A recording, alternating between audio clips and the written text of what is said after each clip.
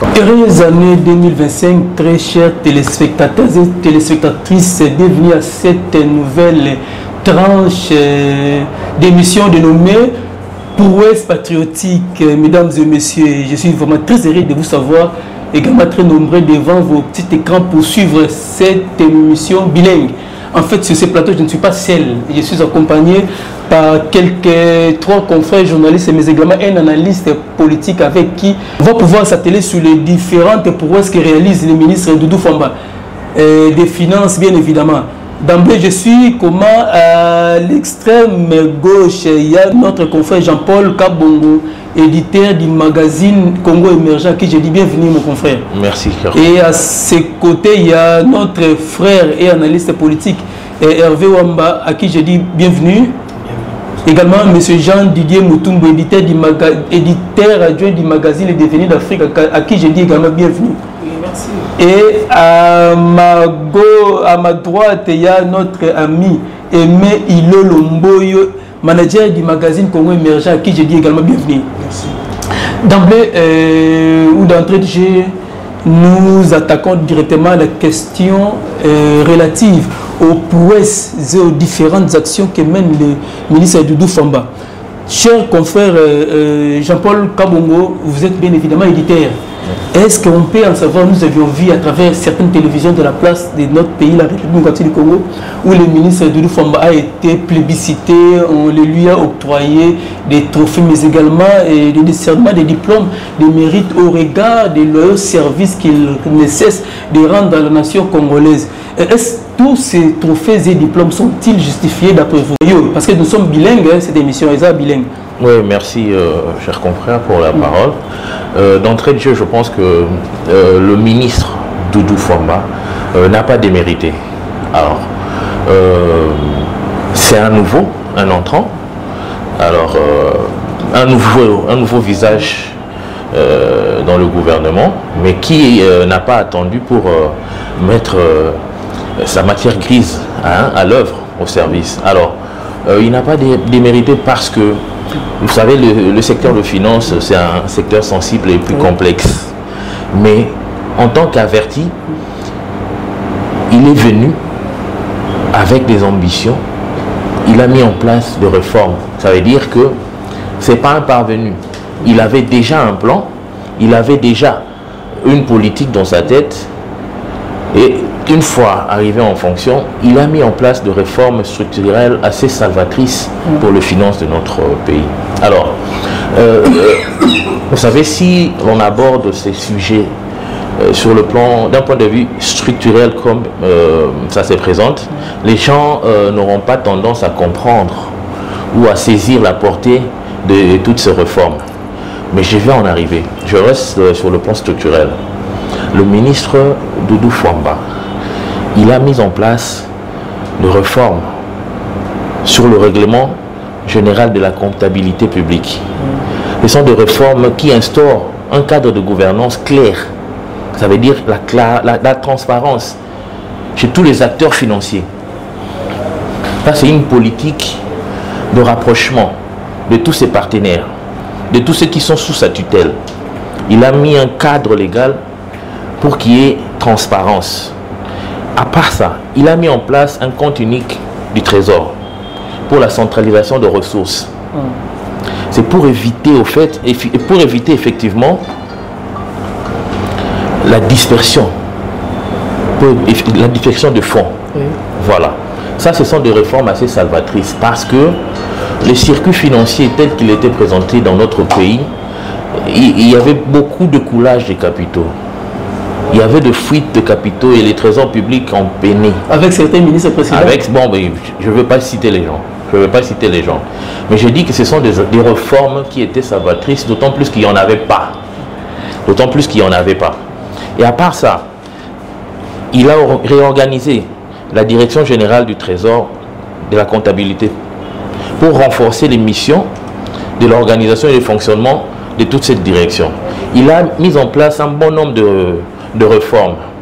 Mais au-delà de ces réformes structurelles, de façon plus pratique, il a réduit le paiement en procédure d'urgence qui était à hauteur de 22%. Le chiffre, en termes de pourcentage, ça ne vous dit rien. Mais l'effectivité cache au fait des pratiques mafieuses à travers ces paiements de procédures d'urgence. C'est vrai, c'est un principe fondamental, c'est quelque chose qui n'est pas nouveau. Ça se fait, des paiements en procédure d'urgence.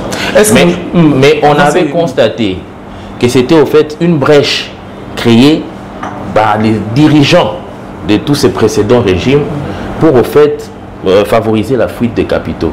Il a réduit sensiblement ce type de paiement de 22% à 7%. Et cette réduction, allez-y.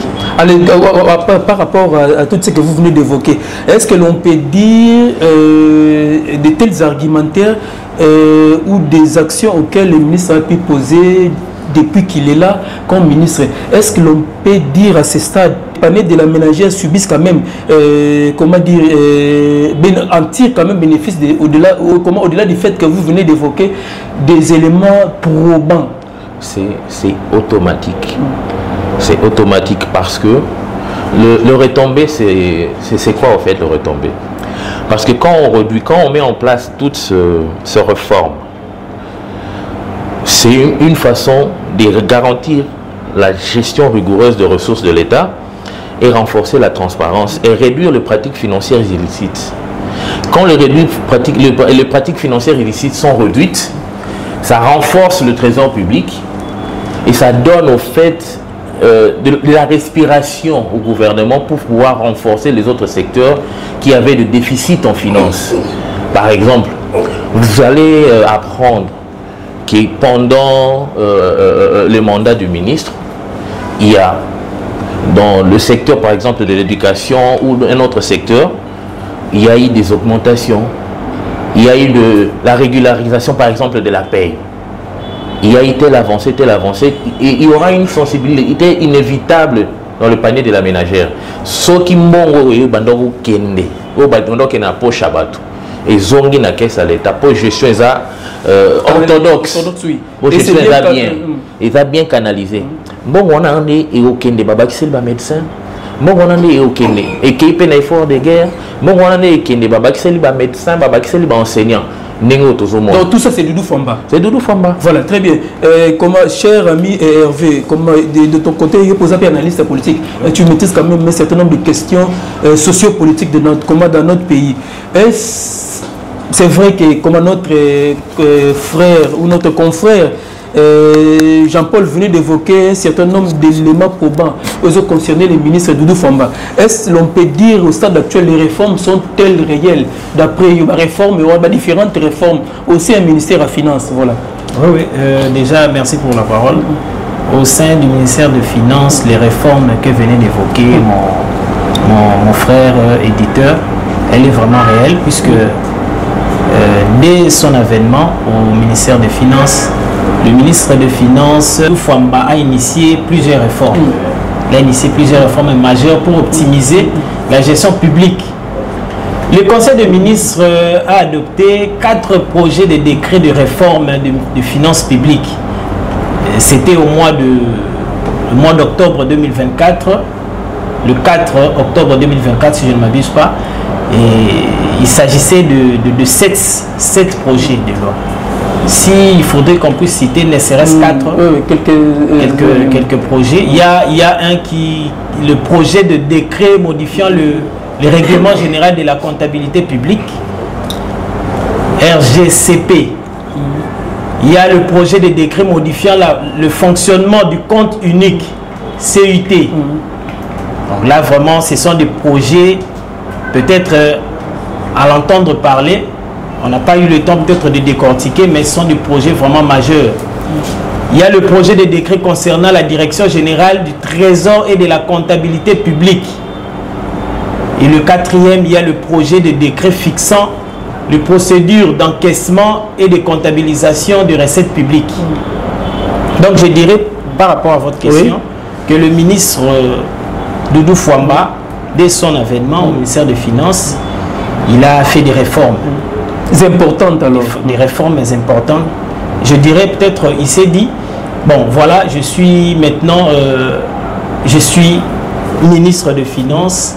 Certes, que mon prédécesseur avait travaillé, mais moi aussi, je dois quand même essayer d'apporter un plus pour que ceux donc qui viendront puissent essayer de bien avancer. Vraiment en termes de réforme, vraiment là, il n'y a pas match, il n'y a pas photo. Raison pour laquelle, peut-être vous ne m'avez pas posé la question, vous avez vu le retombé de la FMI, donc ça fait partie de ces réformes. On en parlera les camarades Hervé Ouamba, on en parlera.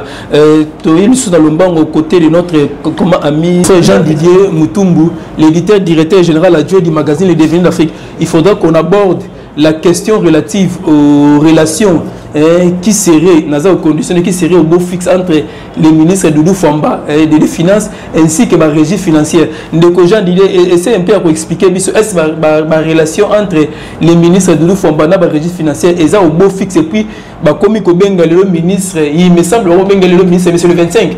Essaie un peu à expliquer est-ce que la relation est malade entre le ministre et la régie financière et puis sur base de quoi monsieur le 25 parce que au foot va fonctionner malade. Voilà. Merci confrère Jean Godet. Mais aïe Congolais qui cause là. Monsieur Doudou Famba, monsieur le 25. Donc Congolais pour le ministère de la Finance Congolais depuis longtemps.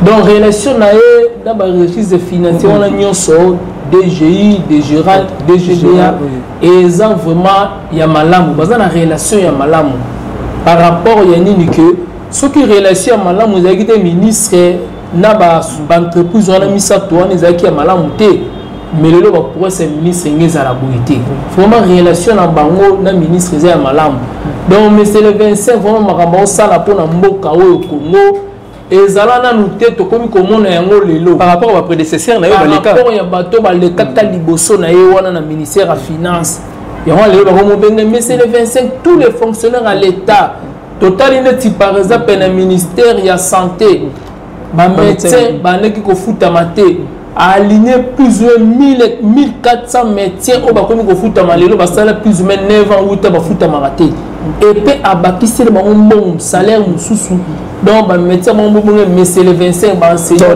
ba prime quoi ba prime de risque na bango comme normal ko ezala ki liboso te na ba ministre ba zala ki liboso ya Doudou Famba oyo mais c'est le 25 o le bana Congo ne sama mo benga ba fonctionnaire ya l'état nyonso ba mo benga monsieur le 25 donc ça dit pour na yo senga na Mokonzamboka Félix Antoine Tshisekedi aluka toujours comme maintenir Doudou Famba oui si il arrivait que remaniement Moussoya Mokonzamboka oya biso papa Antoine Félix Tshisekedi vraiment il faut t'aller ministre pas ya papa Doudou Famba mais c'est le 25 yena zana makambu na mboka ça les ont matérialisé pour y vision alors ça la ezali vision ya chef de l'État très bien dit alors ça la vision ya chef de l'État azo landa kaka likanisi ya mokonzi ya mboka nde azo piquer ngo azo sala musala na malamu très bien il faut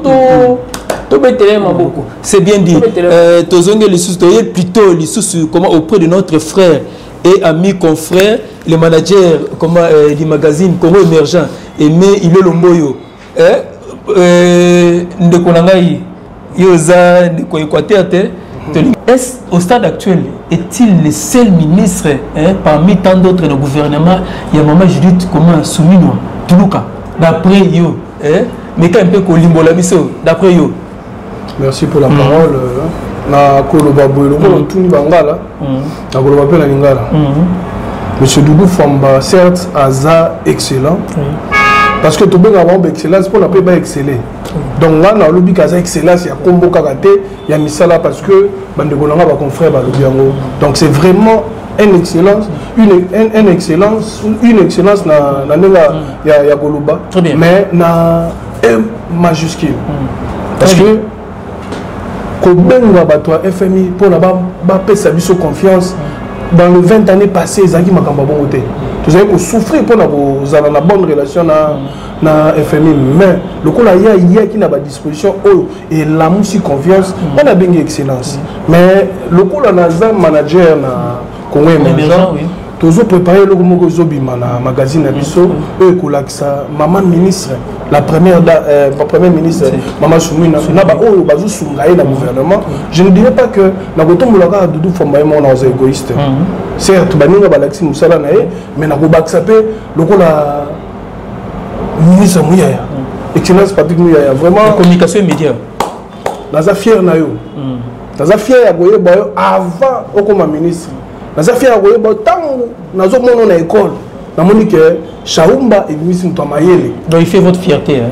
Une grande fierté. Na pembe neto na musika ne je suis fier de l'avoir connu avant. Merci petit gala na l'union. Mais na kosuka na ministre Mouyaya Kabate na kokyo bakisa Papa Luando. Aménager le territoire je crois. Waouh. Ali Moussala.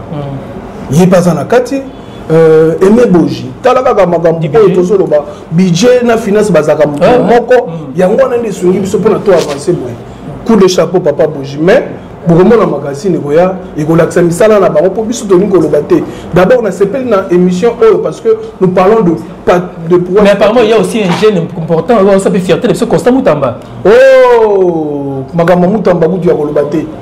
Parce que to kanga maki probante vraiment to kanga maki na kuluna komaki lokola eloko moko boye et comme konza Congo pe Kinshasa komaki lokola Haïti mais lokola Moutamba aye na ba mesure moko strict na moni ata mutu ko mutambola na moi sapina na lipeka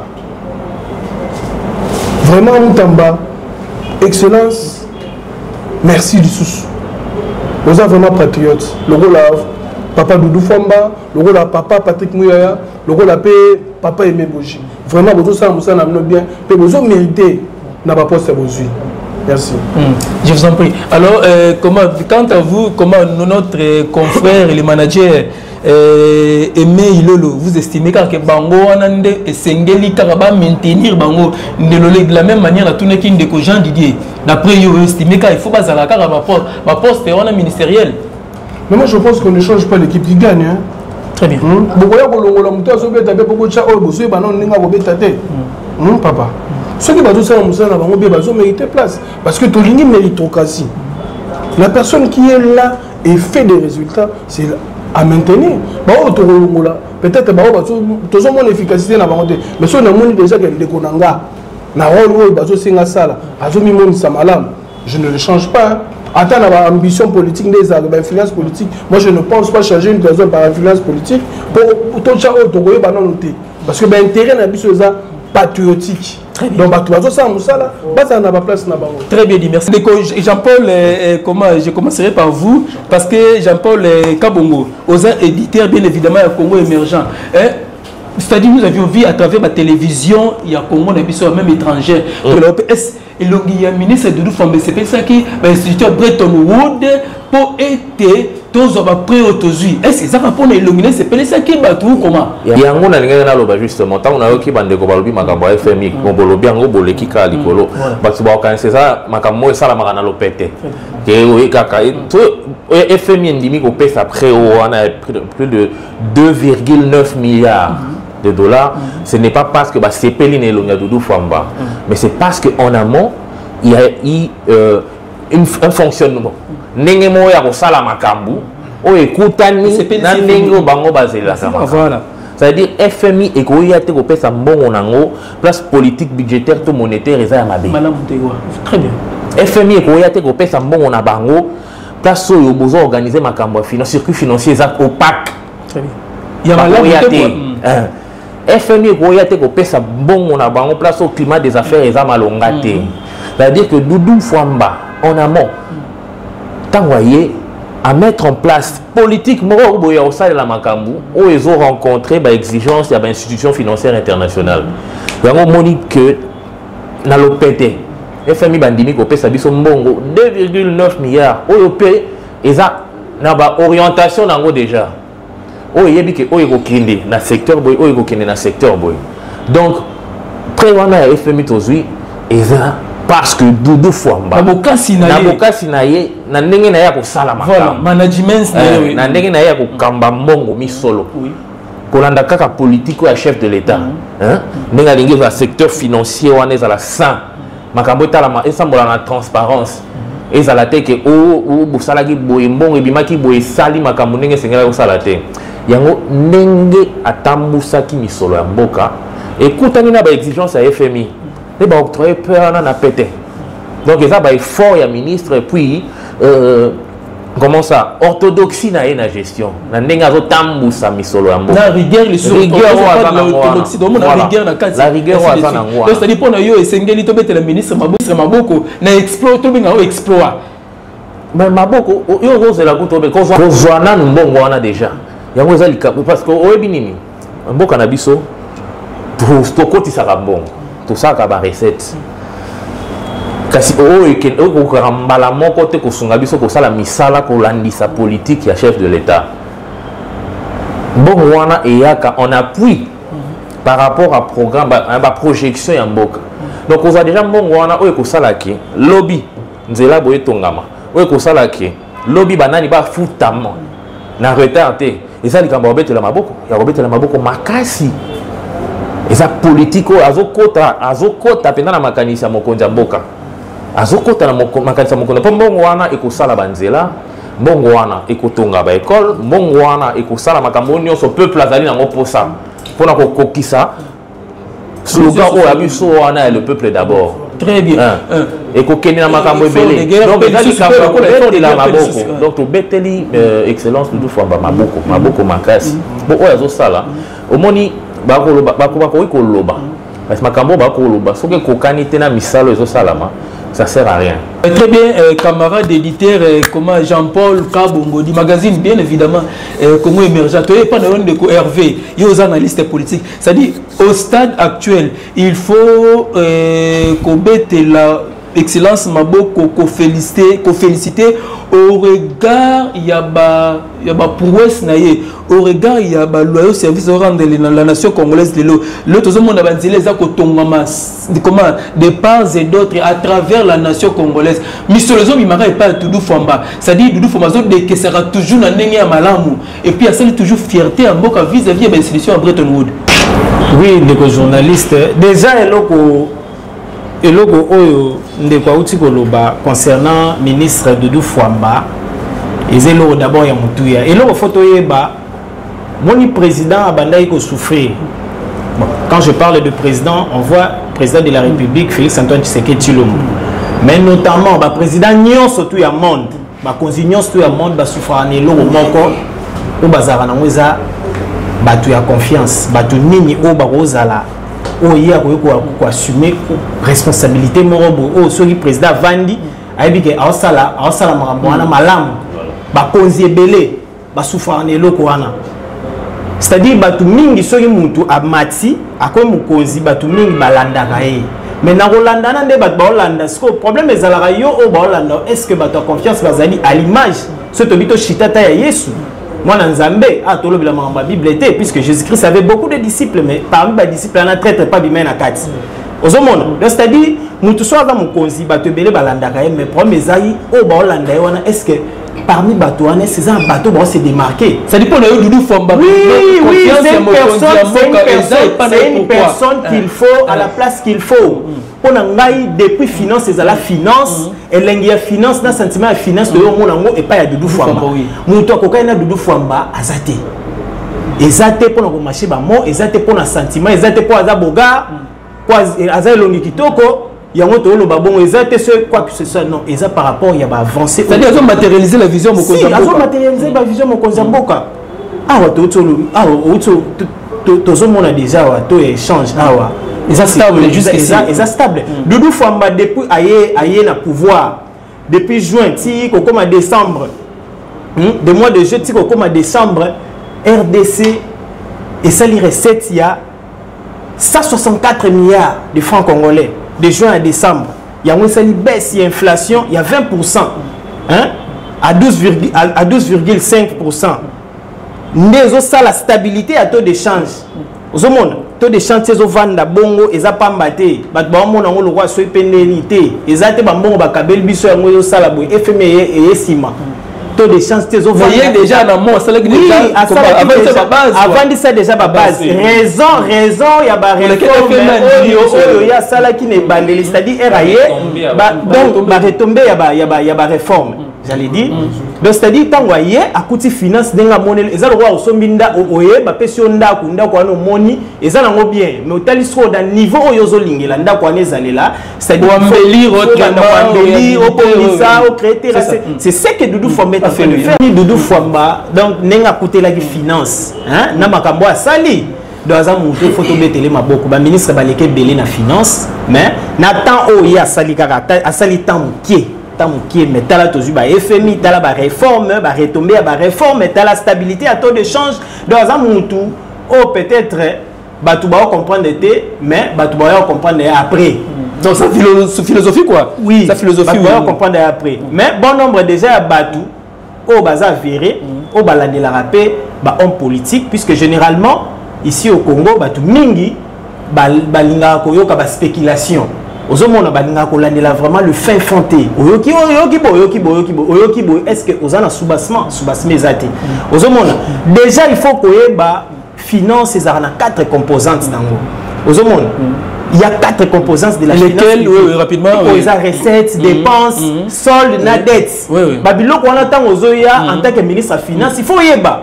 Il faut que na 4 locaux. Donc il faut tout le monde recette, il faut tout le monde dépense, tant aux dépenses, on dépense on est il faut tout le monde solde et puis il faut tout le monde dette, ba nyongo. Donc dépenses vous rationnel quoi. Oui, il faut traçabilité. Nous sens il faut ça là. Alors le ministre des Finances Doudou Fwamba les technocrates qu'il est a outanango déjà na DGRAD en tant que DGA. Exactement. Maye le wana nyonso tout. Aïe, on a fait maîtriser secteur nyonso. Aïe qui est qui? Aïe que place au némo zabo, il faut ça les aboy. On a le baki, c'est une personne qu'il faut à la place qu'il faut. C'est-à-dire prendre mes alara lelo et ça que mutumsus beaucoup ses responsabilités, mais azandam. C'est-à-dire c'est vrai qu'il n'est pas seul, mais il y a des tracteurs, mais on a place, il y a cotiré. Oui, c'est ça. On peut le dire. Oui. On peut le dire dans ce sens-là. Dans ce sens. Rapidement, oui. Donc voilà, donc pour la chuter, Zakaka que Tozo féliciter moi personnellement. Nous féliciter avancé à excellence de Doudou Fwamba. Vraiment, Bambote Bisiko Zali Mokonzi. Kobaka Bongo. Pour l'intérêt du pays quoi. Pour l'intérêt en Boka. Et puis pour un bon avancement, il y a vision à Félix Tshisekedi Tshilombo. Puisque le président a une vision. Maintenant, vision a retravaillé na banani. Vous il y a un que confiance. Donc, Doudou Fwamba, c'est une bonne personne auprès du président Félix. Donc, très bien. Il faudra aussi le souligner, le fait que la RDC fait face tel que Nababa M23, la supplétif M23, au côté de Rwanda. C'est-à-dire le fait que la RDC a la face, cela veut dire que Mbongo qui est ministère de la Finance pour un effort de guerre.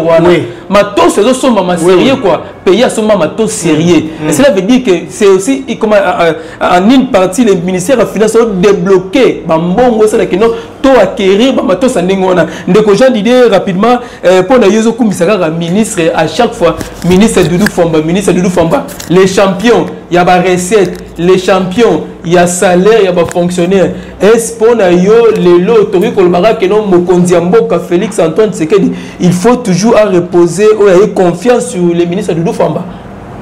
Même population peut, pourquoi pas. Vraiment, Nabana Kolobana Nboye. Na pesi na nutata mokonzi ya mboka merci ndenge asalaki choix ya malamu ya konome ministre Doudou Fwamba na finance monsieur le 25 voilà mokonzi ya mboka yebaki kaka ndenge pasalaki liboso tcheke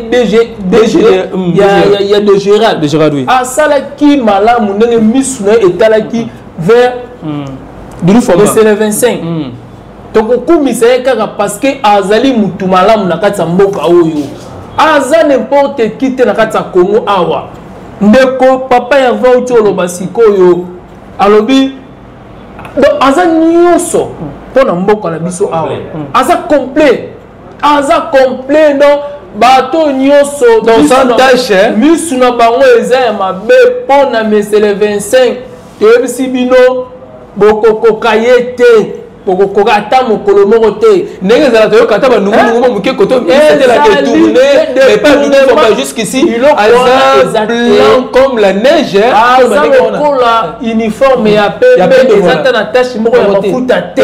Très bien.